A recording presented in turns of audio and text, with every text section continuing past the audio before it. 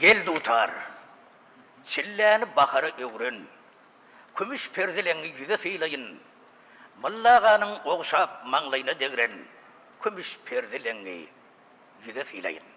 Söygüyünün tarifin dünya yayradan, gümmürdenini olup geçen doyradan, mün bağışıyının dilin tapıp sayradan, kümüş perdelerini yüze sıylayın.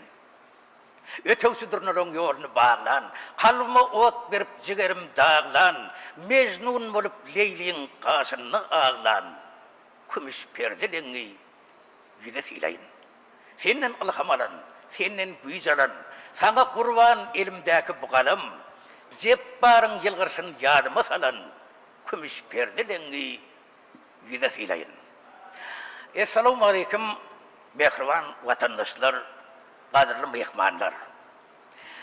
Bir karar devletimizin teve yamının kalkışı devri, arkada serdarlı, bağtiyar yaşlar yılının Ağustayının her bir acayip gününde, o zaman köpektağı sayıla oturun, güneşli Göktepe tarafımızın şu acayip medeniyet köşkünde, Türkmen sağsın vatının ağır sütünlerinin biri, özünün acayip sazları bilen, yakımlı ovazları bilen, tesin mukamları bilen, iz gıyıp giden halifa, Türkmenistan'ın halk artisti Çağrı Təs Məhəmməd münasibetli görücülük duşuğumuz açık deyip ilan edeceğiz. Hormatlı adamlar, qadirli mehmanlar, meşhur halifa Çağrı Ağa'nın yakınları, şagirdleri, onun doğan qardaşları, iyilleşleri, vatandaşları bizim aramızda, şu davramıza katnaşıp atıyorlar.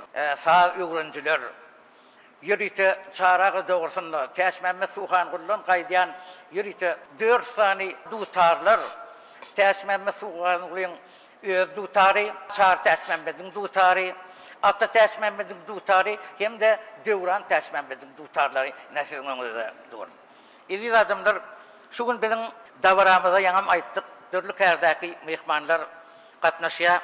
Şolardan hemen yanımda hormatlı halifamız, Türkmenistan'ın halk artisti, Mağtumuladınaki halkarı bayramının eyesi, Çağrı Ağa'nın güni şagirdi, Mayakuli adındaki Türkmen Milli Konservatoryasının ulum oğlumu halifamız Akmurat Şarif katnaşıya.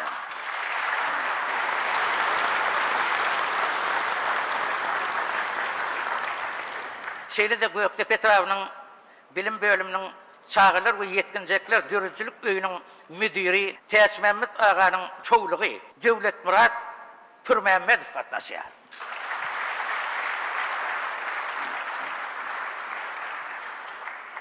Türkmen Ovazi Teleyayılımının Halksar Kudarlar Ansamblının yol başçısı, Türkmenistan'ın at kazanan artisti Altı Murat Pürməhəmmədov katnaşıya. Şeyle de hormatlı adamlar, Türkmenistan'ın halk artisti Amanıvız Saparov katnaşıya. Gepleşigimizin ilkinci başını halifanın şagirdi, Türkmenistan'ın halk artisti Ustad halifamız Akmurat Şarif'e söz vermekçi. Hemen şu an sözümün başında şeyler bir zadi yatlasım geliyor. Bizim iyileşimiz Halifa Şahir İlmurat Tuğdak'ın sözüne sözün bir döreden halifam diyen aydımız var eken sonunda şeyler aksetirler bilen başlanıyor. Sayılap seçip senetlerin kamilin, koca tuğda dil betiren halifam, Təs Məhəmmədin millin alıp talimin, bal sayada bal getiren halifam diyen. Halifini şu arzulardan sen bir yakımlı tesirli görünümlerinizi somasızlara ait bir ayet. Doğrudan Göktepe Taproğlu ilerine bir ul halifelan mekanı. Bundan ağırda orayan Təs Məhəmməd Ağa, Mılla Çağrı Ağa halifam. Çağrı Ağa'nın nesilleri Ata Təs Məhəmməd. Ata Təs Məhəmmədin nesli Devran Təs Məhəmməd. Umman bu toprağın özü bir kudretli toprak deyip atayip ediyor. Son suyunum ben halifam bilen 61. yıl oku elimde sataştım. 60. yıl halifamız Atavliyev halifanın yanına gitti. Men dinlep gördüm. Şonuna bir 3-4 azak tadım 60-njy ýylda radio ýazysyna ursat berdi Saraga. Diýjek bolýan adam men halipam Saraga halipalar gören adam. Mullaganam gören, türlaganam gören. Halipa hükmünde Saraga çalsy diýip, Saraga saltyklary, Saraga şadillisi, Saraga ne baltayady. Şu baltayat tagy men halipamyň hakyky öz baltayady şol. Şoň ýalak ýolun tapan adam. Her ýerde baramda da bäý, sen halipam bir baltayat çally bolýan. Gat suýy salýa diýip şo 5 tane kulayatyň hemme dinleýijileri şey diýip aýdy bilýär. Şonu dinledi bilen adam şol. Sebäbi öz ýolunu tapan adam. Täsemmedin bilýän alyp dälimin baltaya da bal getiren halifam diýär. Halifam sahada bir zat diýerdi. Sunwata halk baha berýänler diýerdi. Şoň ýalak ýol goýup giden adam, o sunwat diýen zat halkyňky da. Şoňa biziň gahryman arkadaşymyz, o arkadaşly herdarymyz halk üçin. Bir halk dinleýänler şondan din zatyny diýip şoňa mümkinçilik berýär. Şoň üçin hem ahyryna gahryman arkadaşymyzyň, arkadaşly herdarymyzyň, hormat prezidentimiň ömrü uzak bolsun. Şähertlemediň elinde dowam edip türkmeniň hemme toýlaryna başladan alan sesi ýanglanıp durdy. Sag bol. Halipa ýakymda täsirli ýatlamaňyzy gürlüňiz üçin köp sag bolun. Hormatly adamlar, şu gepleşigimiziň şu ýerinde biziň bir söýgüli bagşymyz Türkmenistanyň halk artisti Qiyas Durdiýewiň aýtmagyna bir gowaýdym dinläýän. Rastymy?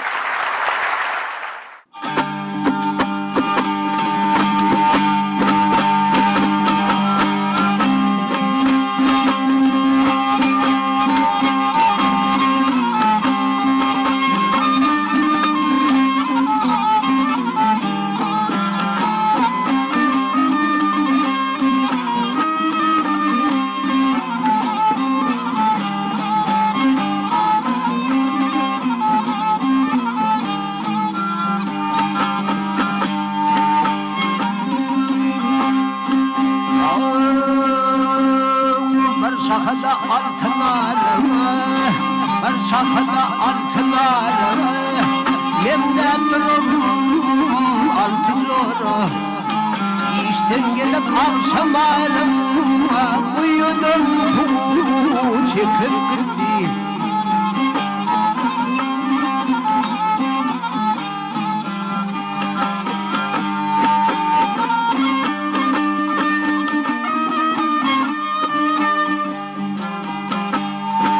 Aklıma altınbiri bir bakışıdır dederi yüreğimde şanın deri ışık atasın yakıp gitti.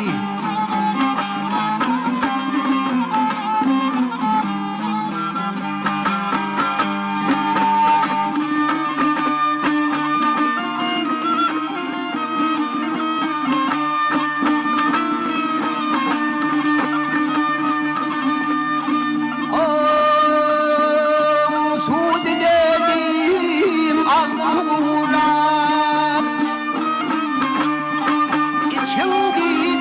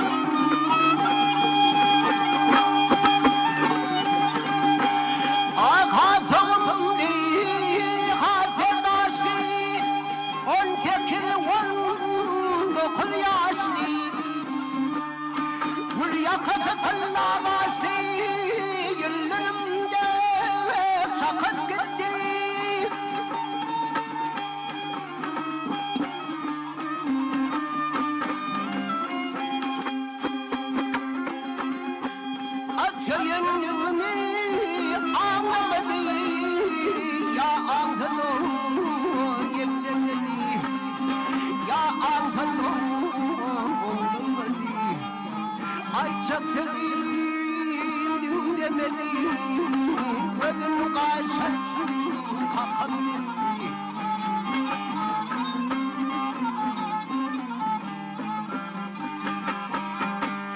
Ay yâda onun yârı var mı Bal vermedin dar var mı Yâdımında ağır var mı Yüreğimi yakar gitti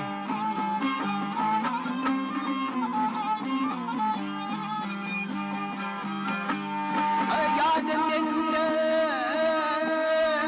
ağır var mı Yüreğimi yakar gitti Bugün yakar gitti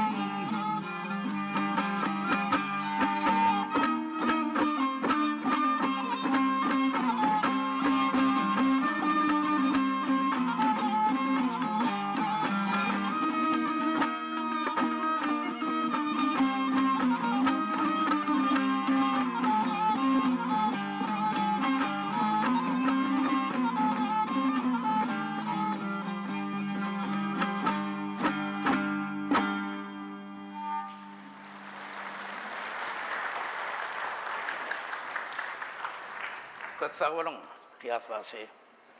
Yakımlı ovağınız hemişe şunun el toyları, davralı toyları bedep dursun. Hormatly adamlar, meşhur Halipa şahirimiz geldi ve şeyfin setirlerinde şeyler cümle var. Son otun bağıtına cahanı gelen, il ardı ulan, il oğlu sen, il oğlu, atan hanağıdan akbata alan yolu düşen, yol oğlu sen, yol oğlu. Tariplap, timarlap, tünü deryani, yanırdın yanımı bağrı giryani, ovazın olup tamam çağır yani, sağ alemnin han oğlu sen, han oğlu. Oyunu dondu gör oğlunun atını, Türkmen yada salar asiliyetini, çalsan burnaşağı sazlar sütünü, ulu fiilin, can oğlu sen, can oğlu. Onlar mukamları dünya indiren, düşman kuluk kalsa, dostu döndürün, münglep müştakların mehrin kanırın, mukam paylan, zor oğlu sen, zor oğlu. Ara kazma dil bitiren penakar, sana dil yetiren bolur günahkar, Türkmenin uoncu ussat senetkar, çağır teçmemezsin, ya da han oğlu.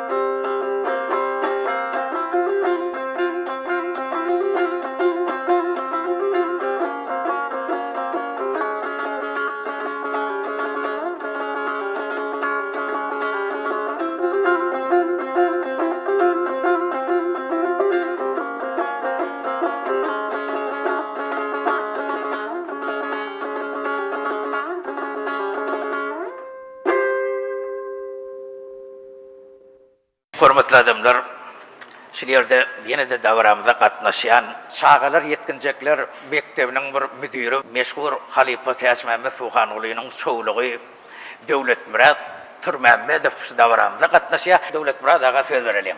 Döwlet Murad aga başlasın. Assalamu alaikum hormatly adamlar. Şuun silap Saat Täş Mämmedowyň toýuny bayram edip otyr. Hemme geldiňiz sag bolun taňry alkasyň bagşlananlaryň toýlaryny bilen dur ýylyň dowamyna Ahryman arkadagymyň hemde arkadagy serdarymyň ýaşyda bolsun şular ýalyk ýollar açyp beren sen hemmämiň adyna taňry alkasyň aýdym.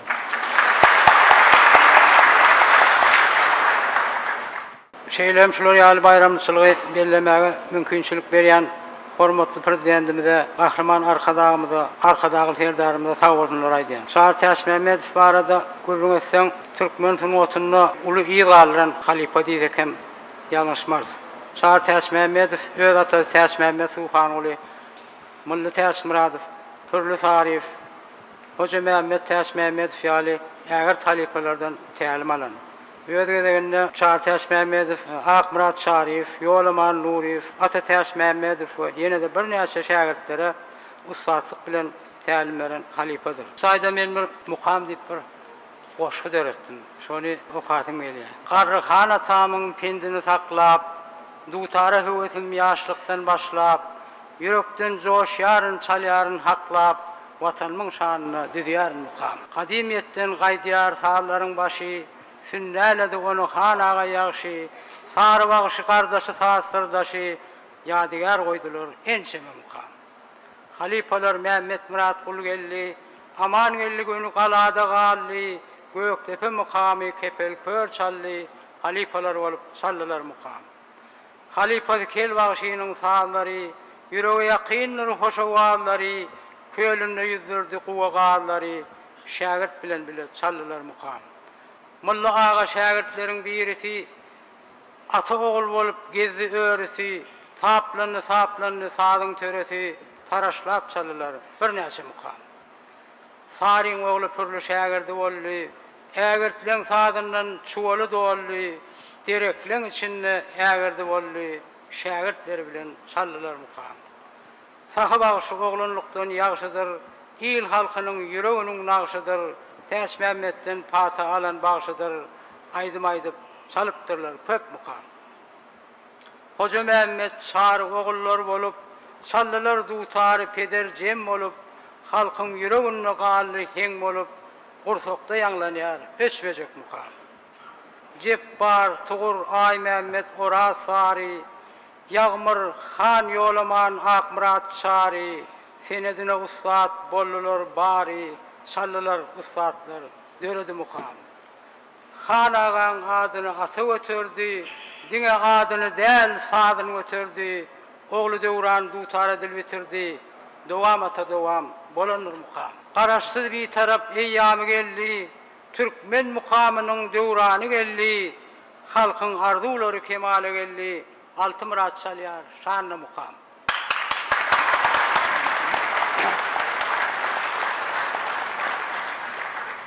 Ahryman arkadagy serdarymyň janlary sag bolsun, ýaşlary uzak bolsun, tutýan tutumly işleri bundan meýlegem rowaj alsyn.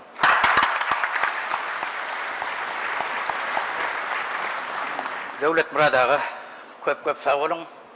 Aýdyp beren ýakymly sözleriňiz üçin, okap beren goşgularyňyz üçin köp sag bolun. Alamyňyz ýetip bolsun. Hormatly adamlar, adil mehmanlar, biz gepleşigimizi Aýdym bilen dowam edýäs. Aýdym arzulary qanat bolmaly. Aýdym yer ýüzüne zinat bolmaly. Örlünni ömrümiziň pahasy Aýdym ilki goýulan binýat bolmaly. Her gapydan Aýdym bolup gireliň. Her öýüň törüne ýanglansyn mukam. Gursaklary Aýdym bolup girilse, gowanur ogulna bu gözel mekan. Siziň oňuňyzda Türkmenistanyň halk artisti Farahat Şeýhemow Aýdym aýdýar diňlen bakýar.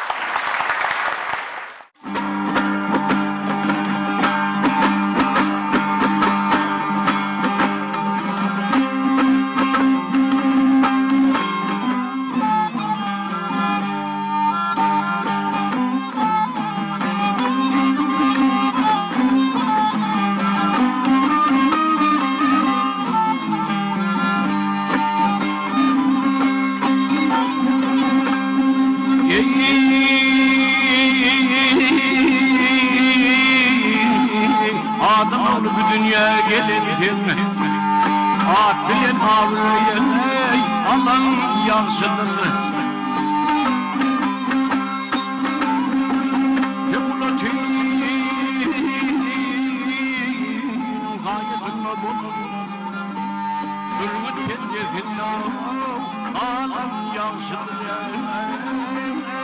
Gel yansıdır.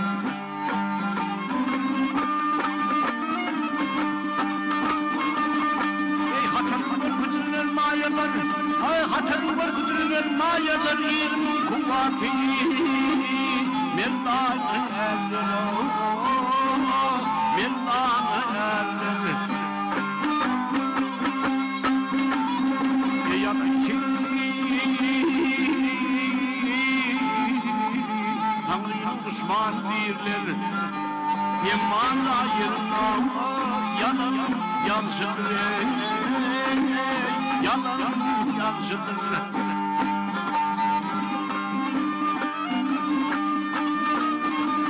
Ey maktumunu gördüğün dağasmır, ay maktumunu gördüğün dağasmır, amanlarım şuna karışmalar, gel karışmalar.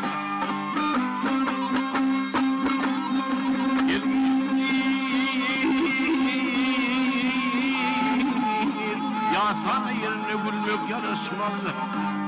Toyun meylesinler, ey gülün yansıdır. Gel yansıdır. Gel yansıdır.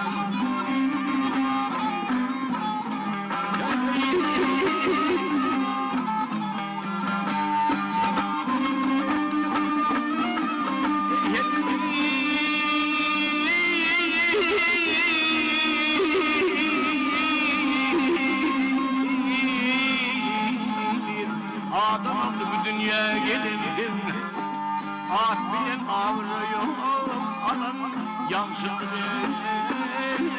gel yansıdır.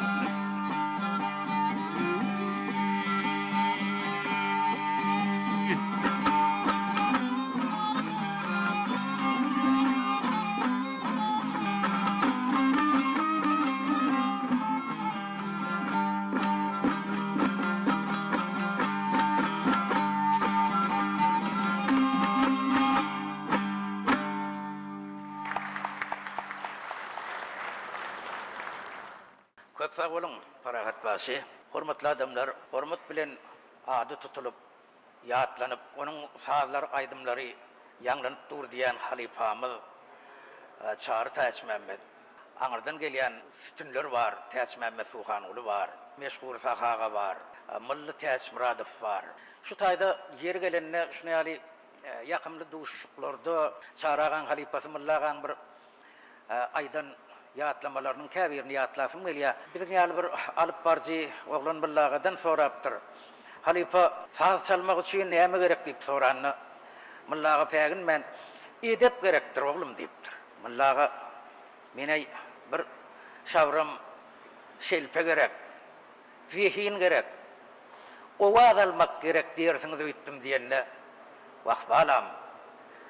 Ähli owazyň edebine görä ýanglanýandyr diýipdir.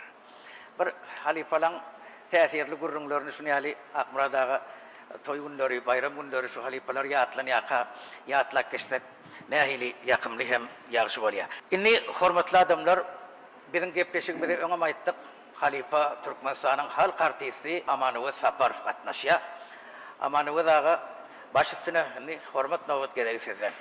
Assalamu alaikum hormatly adamlar. Menem Çara bilen 10 ýyl töweregi işledip, Çara telewizionyada, radioda gün ýaýlymda çykyş ederken konsertlerini guradyk. Onun gurrunlaryny berdik. Şo wagt ol Türkmen telewizionyanyň we radiosynyň halk tawralary ansamblanyň ýol başçysy. Men ýöne Çaragaň ýerine ýetirjiligi bilen onun gaty kuramaça adam bolanlygy bilen mudama gözlegde bolanyny bir suwud edýän käwirdatlar aýdasym gelýär. Çara Ýagmyr Nuraliýew bilen bir ýeseki sany sagyny saýlaýan sazlary goşa ýürek bir jem bolup ýazyp Türkmen Radyosu'nun altın hazinesini koştu. Yon Pırlağın yolbaşılığında halk tavraları, ansamblına duğtaracaklar, sağlaşıklı, kent halları yazık ettiler. Çarağın özü de urunladı, duğtarılacaklı ansambl bir nesi sağları yazık etti. Yöne çarağın bir teyadaki yerden de adı vardı. Den duğuş, özünün şagirtleri bilen, çarağa 6-7 tane dine duğtarın sağlaşığında 7-8 tane çılışırımlı sağları çalıp şeyle dine duğtarların sağlaşığını veriyen yazıları miras kalırdı. Yine sonra Akmurat'ım katlaşan şu yazığa ödüm Akmurat yadında olsa sol kinestudyan stüdyosunda yazılı edildi. Bu çarağında ama gözlüğüde bulunduğunu görkeyen zatlar. Şimdi yine bir dadını çarağın yerine yetiştirilene mahsus bir dadı aydasım geliyor. Onun dine bir ahal sağlarının değil. Kırklar adlı sağ toplumunun hem de böyle oluyor. Saltıklar adlı sağ toplumunun ehli böyle oluyor. Hatta saltıkları hemmesini bir saat edip çalan adam.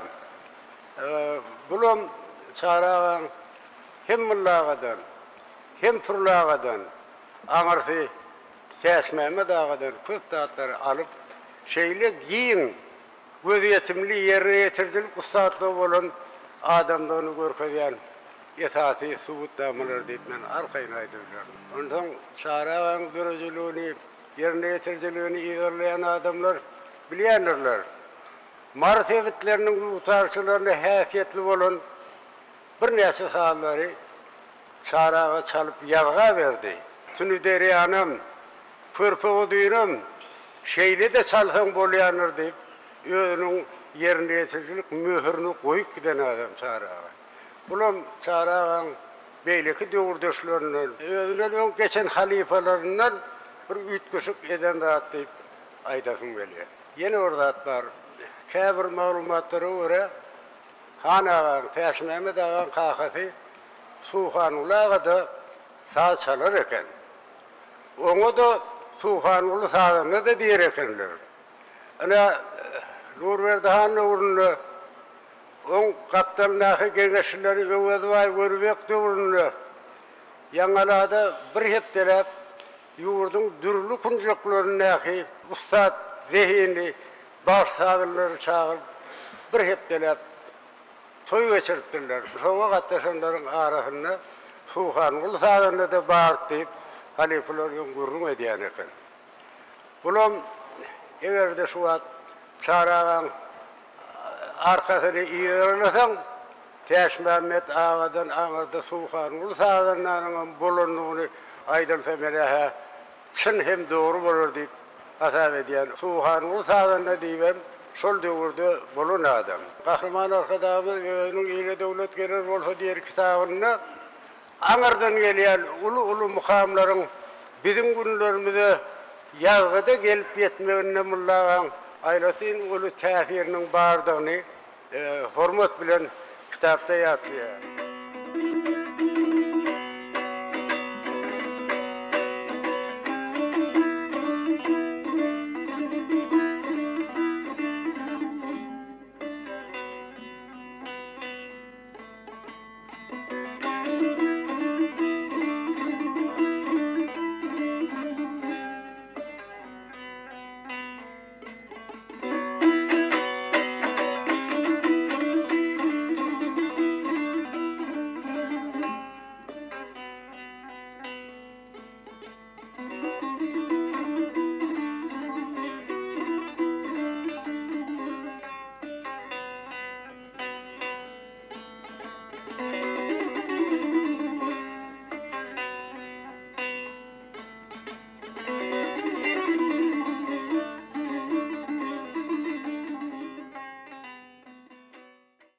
Mullağadan, Fırlağadan edilen ilkinci yazılar, sol ağır halifelerin çalışı hali, solların öz boluşu yerine yeticilik övüşünlerini koşup, her sahada öz boluşu depkin övüşün berip, çalışıları hal edip, nüskozunun bizim günlerimize gelmeğine çağırağın halifeleri, Mullağadan, fırlayan, katı kulu bitiren işleri var. Bunun çarağı hüvüs bilen yatlardı. Sebebi ben Millet Esmirayif deyip bir kitap yazdım. Sonra ben çarağının halifesi Mulla Hakkı Aydan Gurunlarını alamda biz çarağı bilen Mulla bilen Ataloğlu yal bolup geldik. Tutar tutman men kakımdan öğrendim. Yöne men ösmegimde, kamilleşmegimde Mulla'nın ehmiyeti, Mulla'nın veren yardımı juda ulur deyip çarağı halifasını şeyle hürmet bilen yatladı. Umuman çarağı şeyle bir küçüğün adamdı. O üslenlik halifasını dinlerim Mulla'nın Sahavanım, Fırlağanım, beyleki anırdan gelen şolunun hünerini devam edip gelen halifelerin koyun yollarına edilen tevelikleri, ütköşkleri hürmet bilen yatlayan adam.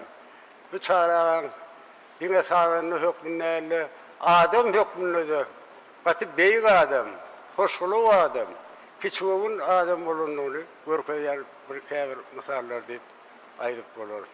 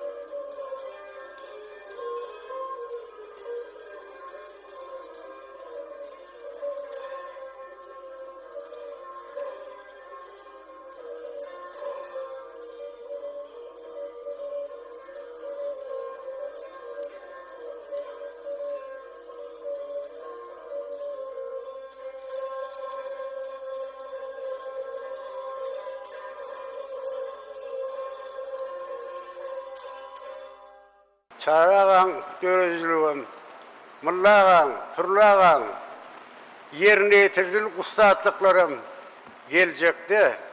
Yetişip barayan hədirki milli sahşinasların kömöğüyle, zahmeti bilen kitapların nota görünüştü. Şu sağların yağğa geçirilen görünüşlerinin uzakta değerlerini ben foto ananayan sebebi hədir Türkmen Milli Konservatoriyasının kəbir muğolumları bir topar halk sağlanmadı. Nota geçirip onları öz başta kitap edip neşriyatların üstü bilen halk köpçülüğüne getirdi. Şey dilendi, Türkmenin halk sağları, mukamları, şol notalar dünyanın İslamik devletindeki sağınırlar alsa, asıl nüshosunu mengdedip çalıbilecektiklerine bir inanıya sebebi nota değil yandan, ol belli bir halkın ya belli bir devletin dili değil, bütün dünyanın dili.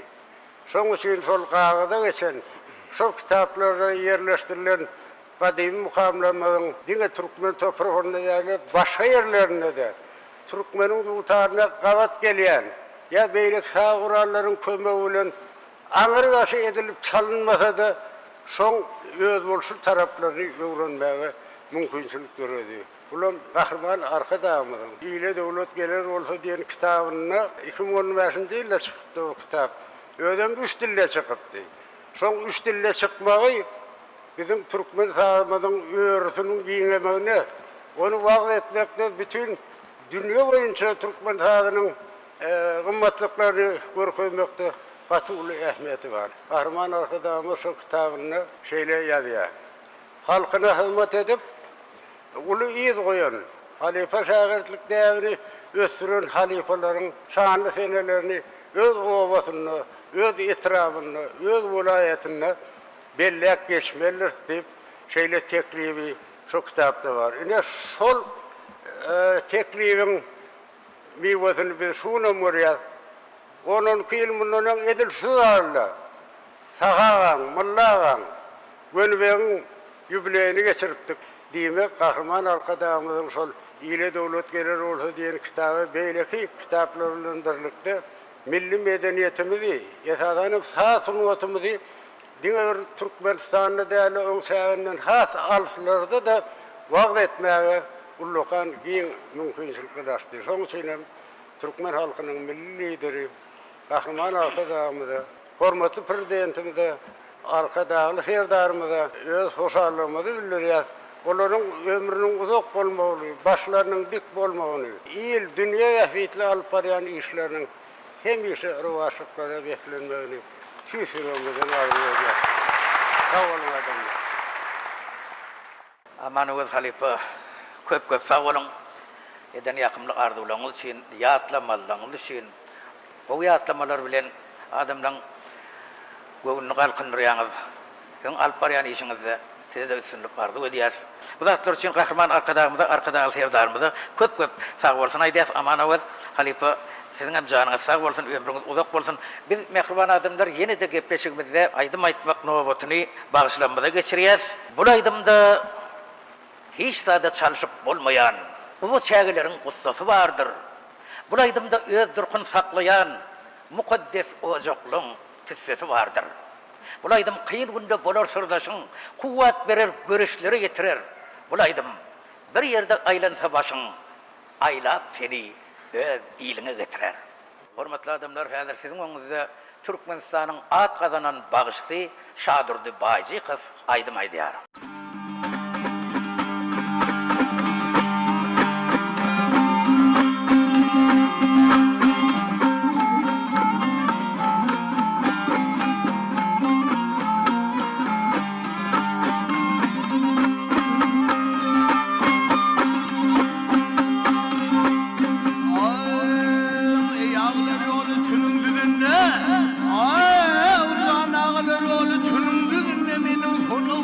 Harun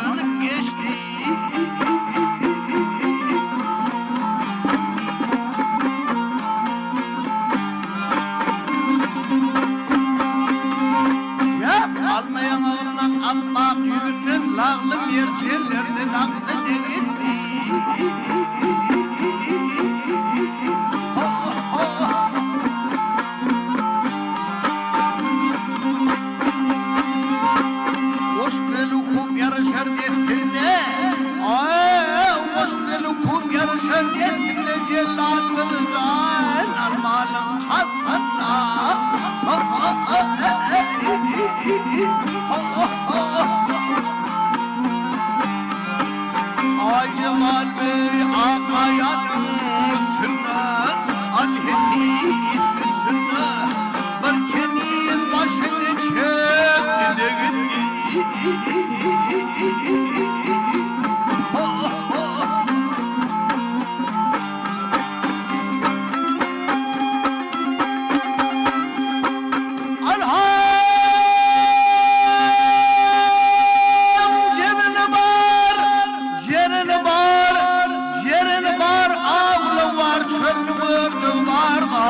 var gönlüm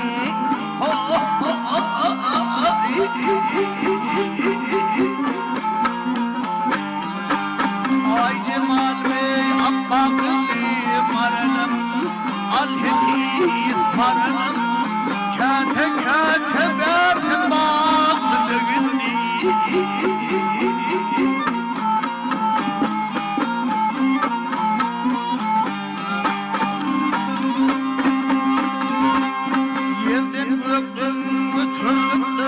kararım alheti kararım şanı Ali kıyaldın kararım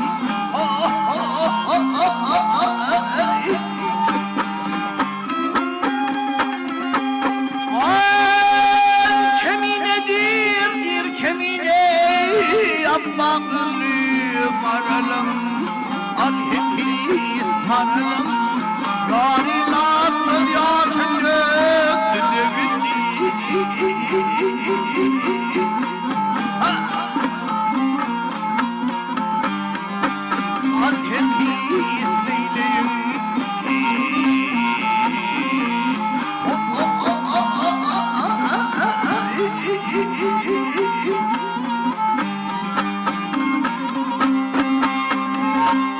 keminedir Allah'lı maralım alheti maralım garilar göz yaşın döktü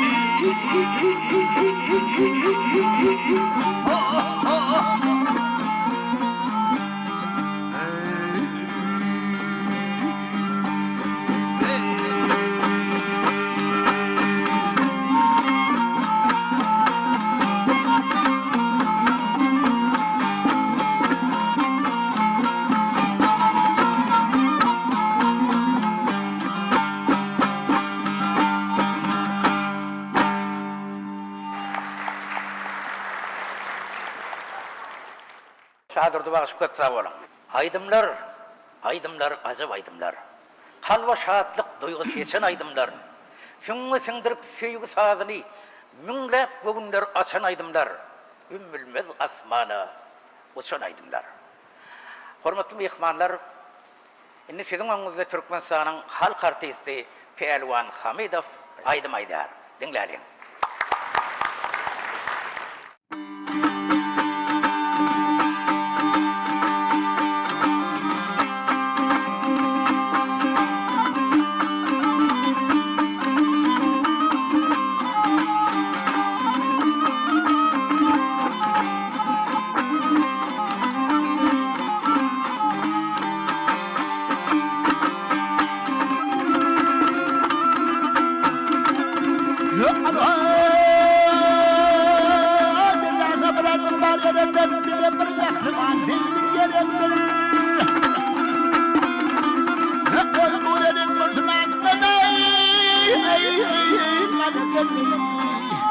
Yaşımızı fıstıklarla gelirdir.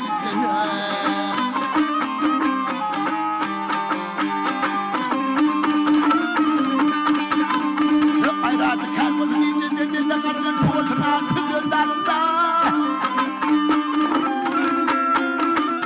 Yok yaşa teyası heceye. Ey vurdu. Himayende senden bu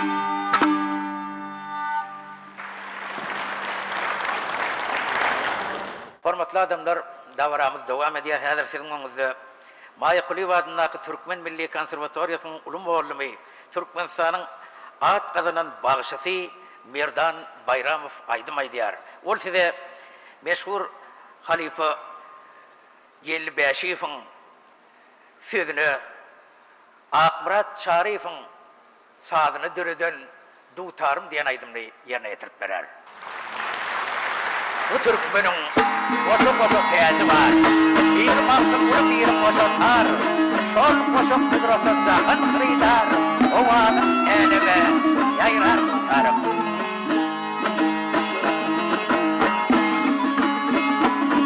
Hep olmasa senin kermanı ammanın mehriflatından döner tutarım. Gayrı hasretinden buzet görünür. O varım yanlar seyrer tutarım.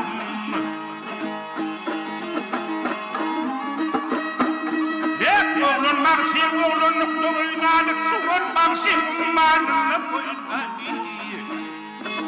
Şukur maksim ağırnamı sil sayladı.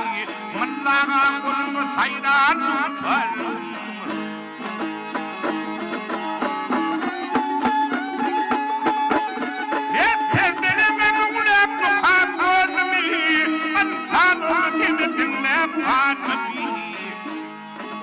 Yanlarını kalıttığın yanını Göz yaşı ağrıkır yanı tutarım.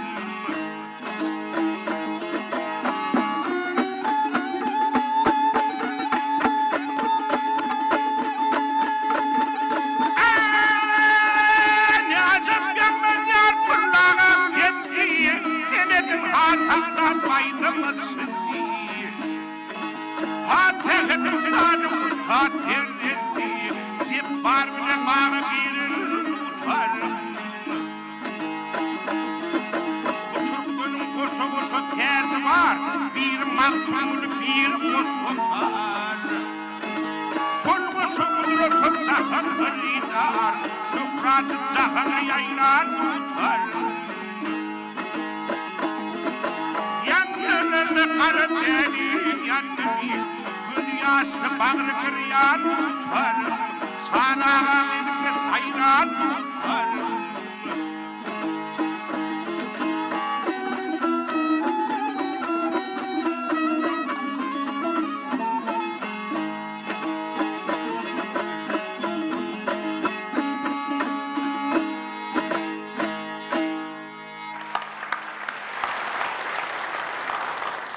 Öňüm iki şaha döwüllü bizden, birisi aýdymdan, birisi sazdan, üçüncü sen boldun beýik halifam, dogrusy il günüm razy sen.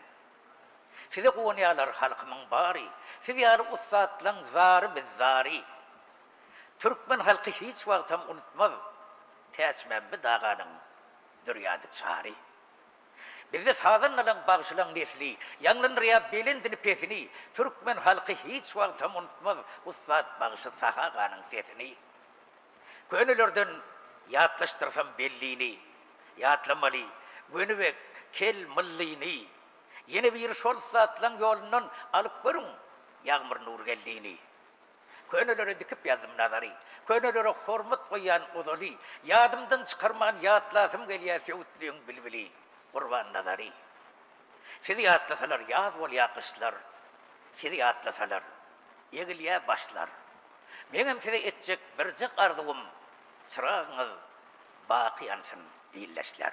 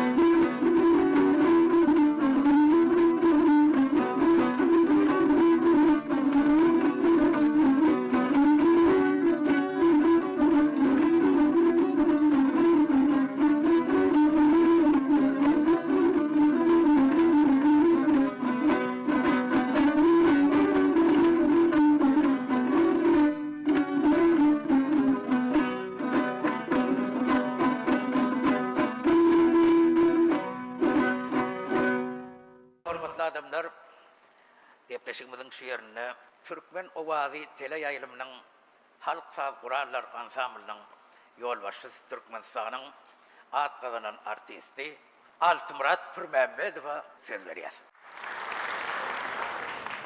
Mehran adamlar salamu aleykum. Halifalar gelenimize tanıyal kadın. Hormatly arkadaşlarymyň, hormatly arkadaşlar ferdarymyň şolar ýaly pursatly döwletler ýani ullukan biz üçin müýhimdir zatlar medeniýet ministrligini taramyzdan gurulýar. Halifalarymyz ýatlar sag bolsunlar hemmesine. Hormatly arkadaşlarymyň, hormatly arkadaşlar ferdarymyň ömrü uzak bolsun. Jan sümli işler rowaj bolsun. Bilen bu ýergedegimizde häzir öz toparmyz bilen aýdym sağlamyzy ýerine ýetirip bereriz.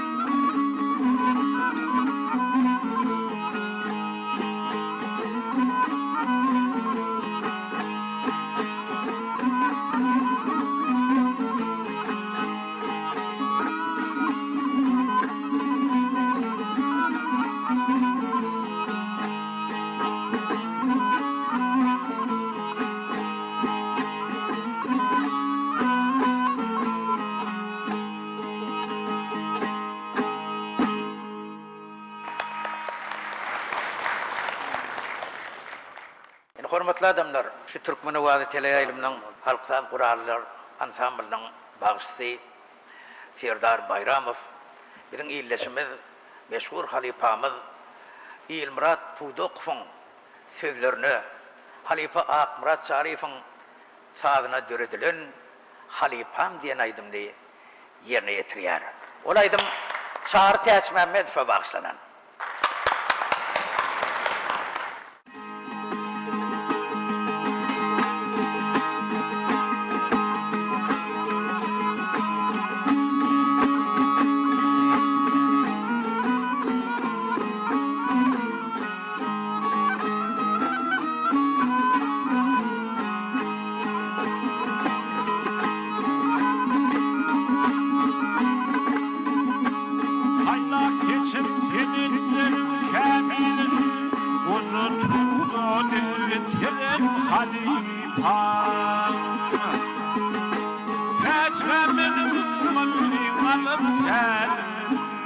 Şehirde yetiren halifa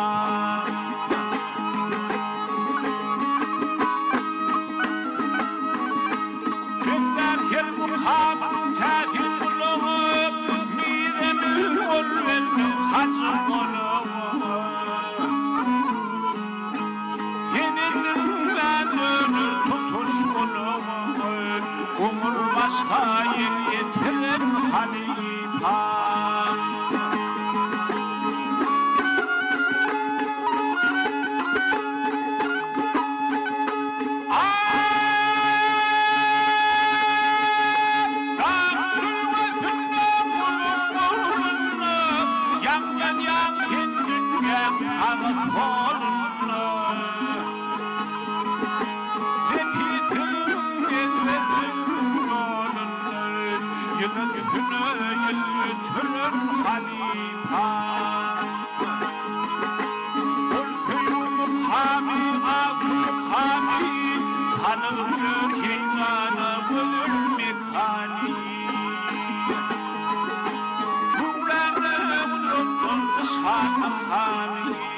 Asal hikmet getiren halifa Kesmemedim malli alıp geldim Mal payına mal getiren halifa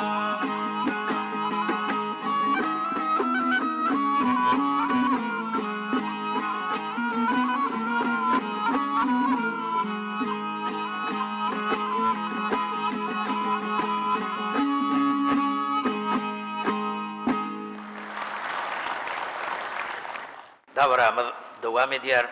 İnne sizin önünüzde Meylis Oçmuradov acayip aydın bilen davramızı devam eder. Dinleyin mehmanlar.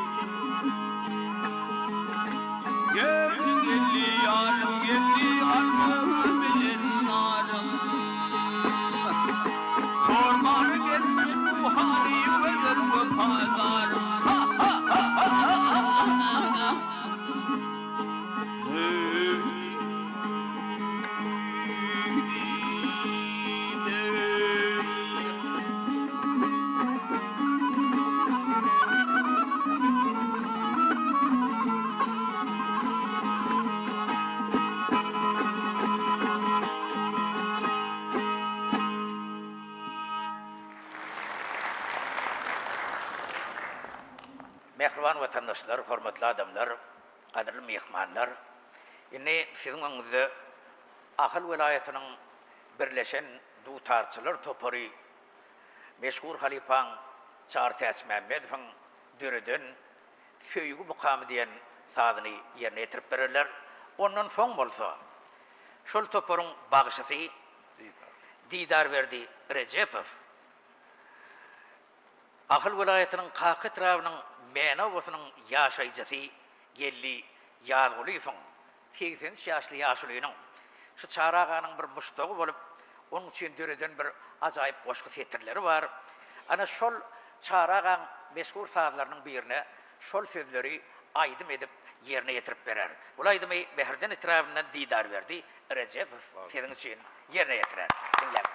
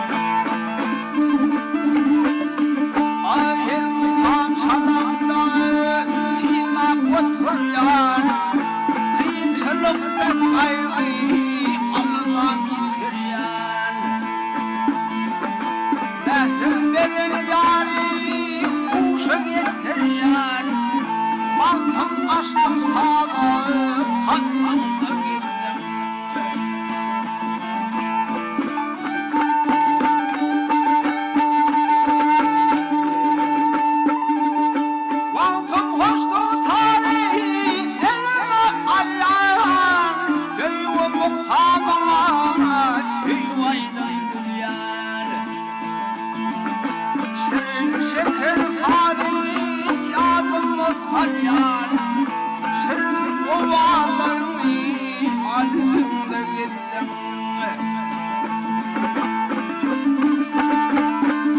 Ya dağlarımın içeri fırın devrettim Nehrimin içeri şağındırdım Yellerimiz o alim yelim yürüdüm Aşık oldum aydan sağlarına gittim Şahı teşmen gönderim Tanrım piri Yanım benim varım Alnımda gittim Aşırı sağlarına Şahlamda gittim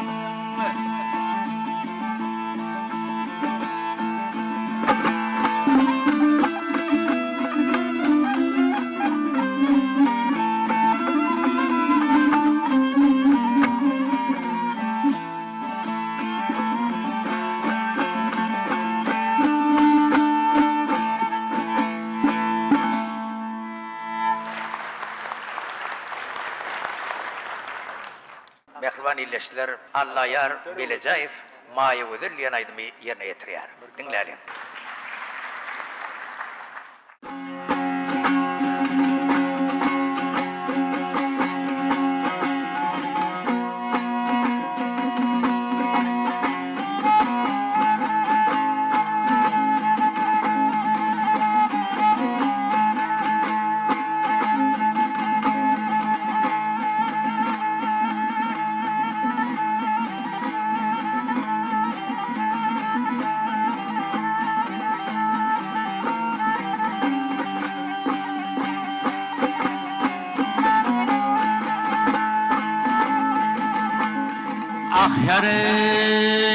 Ahyarey kirpin neşter arağında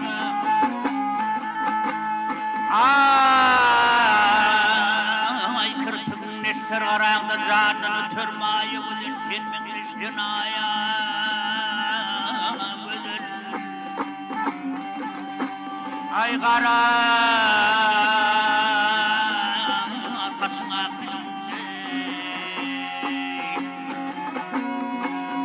atar mayu ölür, kendini neşter mayu ölür, mayu ölür.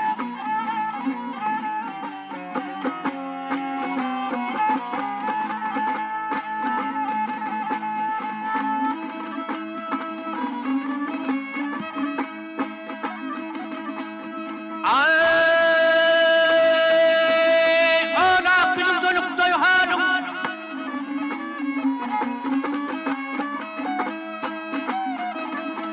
Al aklın dönüp doyhanım elip de yiyseler benim el. Feyle sıktan ak olurum bile yeter mayu ölür, kendin neşter mayu ölür, mayu ölür.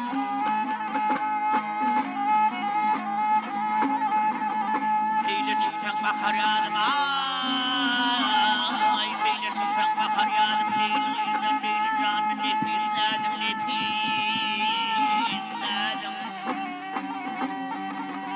Ay daha nesleşirim sözüme Manda batar mayu ölür, kendini neşter mayu ölür, mayu ölür.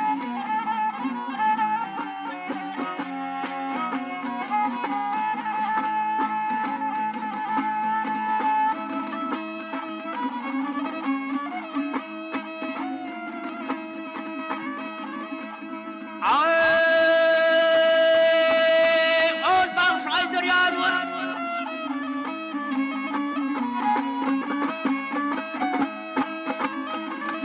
Ol baş aydır yağmur, hayranlarım onun bana geldi.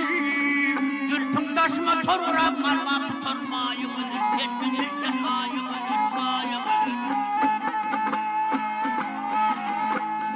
Mayu ölür, suyun yarım, kendin neşter mayu ölür, mayu ölür.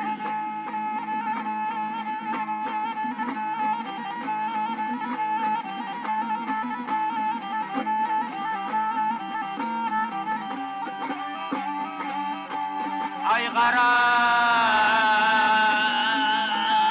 taşın aklım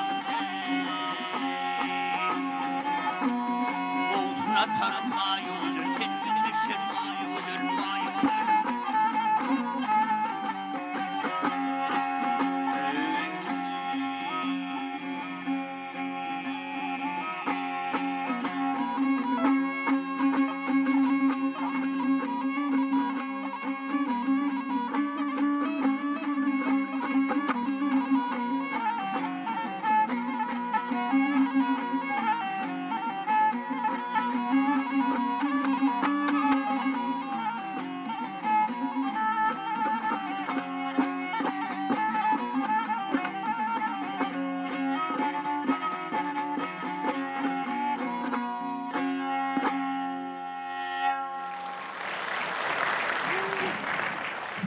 Mehriban vatandaşlar, hormatly adamlar, şu gepleşigimizin ahirinde Türkmenistan'ın halk artisti, meşhur Halipa Çağrı Täsmänmediň göni şägirdi Akmurat Çariýew özüniň bir ýüreginde beslen gowy sazlarynyň birini senin üçin ýerine ýetirip berer.